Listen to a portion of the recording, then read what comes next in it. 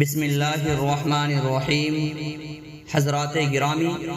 آپ تمام ہی حضرات اتنی بات تو اچھی طرح سمجھتے ہوں گے کہ ہر انسان اپنی مذہبی و دینی محفل کا آغاز اس چیز سے کرتا ہے جو اس کے یہاں بابرکت و باعظمت ہو۔ ہمارے مذہب میں قرآن کریم ایسی ہی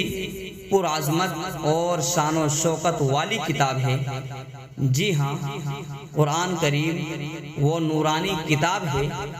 جو اندھیری رات میں ہدایت کے شمع روشن کرتی ہے،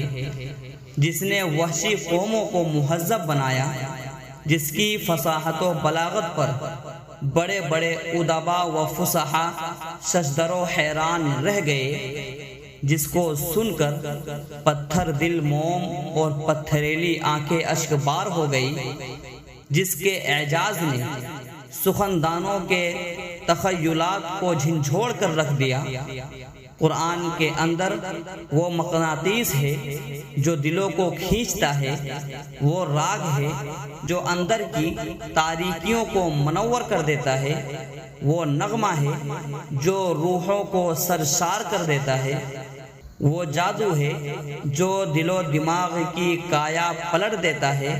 وہ ساز ہے جس کو سن کر شجر و حجر بھی جھومنے لگتے ہیں۔ تو آئیے دوستو، آج کی اس مبارک مجلس کا آغاز ایسی ہی بابرکت اور پرعظمت کتاب سے کرتے ہیں۔ چنانچہ میں دعوت دے رہا ہوں ساحر اللسان قاری خوش الحان جناب قاری جسیم الدین صاحب کو، اس شعر کے ساتھ قرآن کی تلاوت سے آغاز ہو محفل کا، قرآن کی تلاوت سے آغاز ہو محفل کا،